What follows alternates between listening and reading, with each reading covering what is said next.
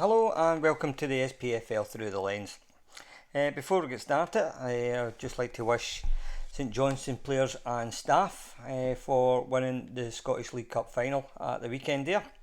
Their 1-0 win over Livingston. Hard fought game, fairly even matched teams, and by the sounds of the first half it wasn't too much of a game, a lot at stake, but the second half I believe that St Johnstone deserved their win, so well done to everyone there. There's certainly been a fantastic success there. Callum Davidson's got them playing really well, and they're certainly one of the informed teams this season over the last few months. So well done once again to St Johnstone. Going over some of the games over the weekend, and then I'll go on to tonight's game for Livingston versus Rangers. So just a wee recap over the weekend. So Celtic, they won 1-0 against Aberdeen at home, and they're normally started off with their normal 4-3-1-2 formation in the diamond, and they seem to have most of the play with 67% possession. With regards to shots in target, this seems to be the problem with Celtic. They're not getting any consistency off their strikers, and they're having to rely on goals from all over the pitch, where once again Griffiths isn't starting. So they had 12 shots in goal and only 3 on target, whereas even though Aberdeen had 5 shots in goal, they had 2 on target. What I was looking at with the passing metrics for Celtic was the amount of passes for Scott Brown. He was the sort of highest number of passes in the game, but going on the players that he's passing to, it looks, going on the passing matrix, it was passing to the side or passing it back. He seemed to have a higher amount of passes between him and Christopher Ajer. So he seems to be the sort of central man where everything goes through, where he'll hold up play, he'll slow play down, and at the moment I don't think that's ideal for Celtic, because then teams can have time when he's playing the ball sidewards or playing it back. That allows the opposition to get everyone back in information, and then to try and snub everything that Celtic pass through to them. They'll just snub everything out. The strangest game of the weekend for me is Hibs versus Motherwell. Now, Hibs at Easter Road are always a very difficult team to beat. Get really good players, dangerous players, quick players. But Motherwell, who have had a bad run of games, pulled off a smash and grab 2-0 win. With regards to the formation, Hibs, they were in their normal formation of 3-4-1-2, and Motherwell was 4-3-3. Now Hibs had the majority of the possession with 63%. Now when I was looking at the passing stats, that's where it showed the difference. Hibs had 377 passes, and Motherwell only had 160. So gives you a fair idea that Hibs had the majority of the play but didn't really do anything with it. So Motherwell, obviously after they got their goals, they changed formations to a 5-3-2, then it changed to a 5-4-1, basically parking the bus and making sure they keep the lead, because they needed the points. With regards to Killie, the next game was Killie and Dundee United. Fairly even matched game, where it was one each. Possession wise, it was around about the same as well. So Killie, they just edged it with 58%. The next game was St Mirren Ross County.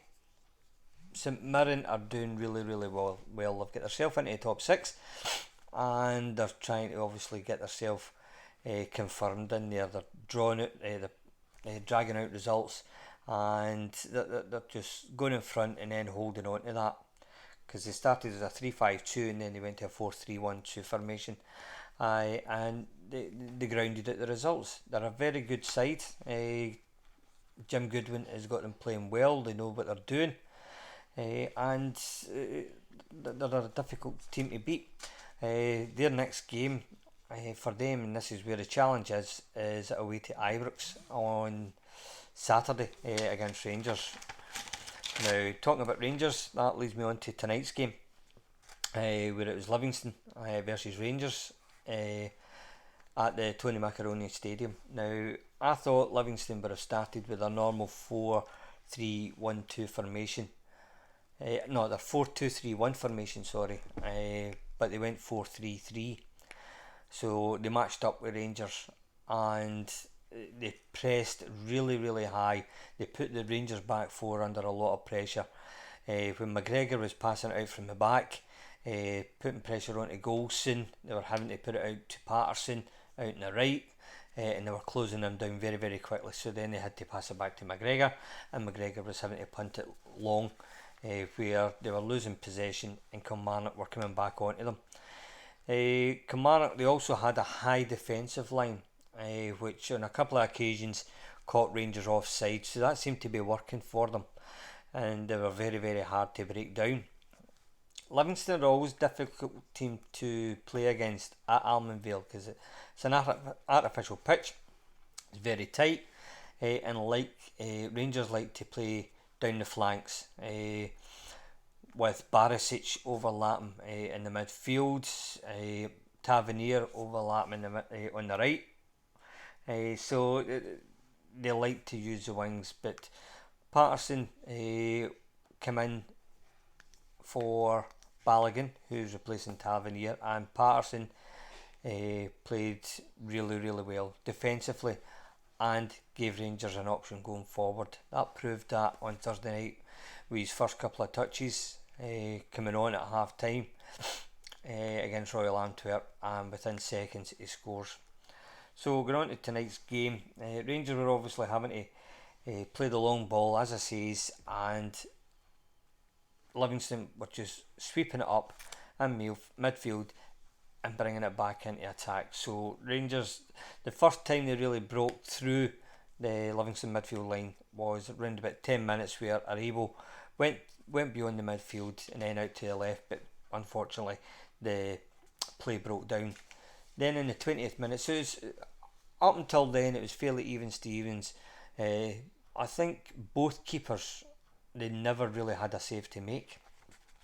So everything was a wee bit scrappy into the final third, and the defences were playing pretty well, so sweeping everything up. Going on to the 20th minute with Livingston, unfortunately, when Riley, who was playing up front, he pulled up with a hamstring injury, so he had to get replaced with Robinson. I quite like to look at Robinson. A couple of times that I've seen the Livingston games, he likes to play off the shoulders of the defenders and turn them really quickly and just run in and goal. So he unfortunately, I don't think he get a good supply tonight, especially in the later stages of the first half and most of the second half. He didn't really have a good supply to work on. So it was a difficult game for him to come in, pick up the pace of the game. During the first 25 minutes or so, it was a fairly even match with pitch possession. Rangers had sort of 25% possession. Most of the possession was around about midfield, so that was 51% in there. With regards to chances, really, Aribo, a couple of times he got to the byline. One time he got to the byline. With Aribo, when he's playing out on the right, I think it's fairly obvious. We haven't been predominantly left-footed. He's going to come inside, but this time he went to the right. He went to the byline, and shot in, and the keeper saved it with his feet. So, but it just looks unsteady sometimes when he's out on that right hand wing, where sometimes he loses possession, and we haven't been fairly strong in the left. He likes coming in with that left foot. What the sort of main talking point, or the talking point of the match, happened in the 36th minute when Rangers put through Morelos on goal. He was in on the goalkeeper, and the keeper dived, and when Morelos went over, the referee thought it was simulation and booked Morelos. Where replays, we've all got the luxury of having a look at the highlights and the replays, where It turns out it was a Stonewall penalty, and the keeper did clip Morelos. Unfortunately, John Beaton, the referee, got that wrong. This resulted in Gerrard at half time approaching the referee when all the players and officials were coming off. Gerrard approached the referee to ask questions about the decision. Beaton wasn't having any, and he went and gave Gerrard 2 yellow cards and sent him to the stand for the second half. So I think that gave Rangers a wee bit of fight in their belly for the second half, because they would have felt aggrieved at the decision of not getting the penalty, and aggrieved that Gerrard, we couldn't ask questions about the decisions, and with him getting sent to the stand, I think they would have had a wee bit of fire in their belly to come out in the second half and have a better go at Livingston. With Livingston, they changed, as I say, they had the 4-3-3 formation, and they matched it up. When they were off the ball, they all knew their job, and they slipped into a back 5, so it made it very, very tight for Rangers, where they would have to go down the flanks, and then, or hopefully get something from a set piece, and that seemed to happen in the 49th minute, where they had a free kick at the edge of the goal, and I think it was Barisic who took the free kick, and Golson rose above everyone else and got the shot and goal and scored, but it just seemed to be marginally offside, so the referee ruled that offside. Rangers, they were more adventurous in the second half. They were a more pace in their play in the second half. They were zipping it about a wee bit more quicker, and because they were getting closed down, some of the play was pretty nice to watch, because it was one touch football, maybe wee triangles, and then they would try and hit it wide to try and open up the pitch a wee bit. So after that, the play got disturbed a bit because of Rangers fans gathering outside the stadium setting off fireworks, and because of fireworks, some of the debris was coming onto the pitch, and thankfully enough it never hurt any players, but there were a couple of close calls where some of the debris, where you could see it in the highlights, just missed a player. So the fireworks were pretty good, right enough. They looked pretty well. A lot of money spent on them by the looks of it. With regards to Morelos, I thought played really well. I think his attitude was spot on tonight. He could have split the dummy out when he never got the penalty, and when he got booked, but he just got up and got on with it, and he's playing with a smile with the last few games. He could have had a hat-trick with some of the chances that he had. He was clear in goal. Kamara, he picked the ball up on the right, fed it through the back line of Livingston, and Morelos ran through behind the players and had a shot and goal, but he just couldn't get any power on that. With 20 minutes to go, Itten came on for Arfield to try and give Rangers another option, where if it wasn't working, passing it through the lines, then they would try direct, where hopefully Itten would get it in the air, bring it down, hold it up, and then for players to run on and run beyond them to give them a different option. With 15 minutes left to go, McGregor, he passed it out to Kamara on the right hand side, who once again passed it on to Morelos through the back, but this time his shot went right across the front of goal, and it never really bothered the keeper. The keeper pulled, to actually be honest, the Livingston keeper pulled his hands in because he knew the ball was just going wide. The 83rd minute, the ball went out to the right, where, in fact, it's Patterson that picked it up in the middle of the pitch, and with a lot of pace and determination and drive, he went out to the right hand side and went in attack. He passed it back to Davis, once again, he's fed it through onto Morelos, but this time Morelos, his shot was saved, and this is where he could have had the hat-trick.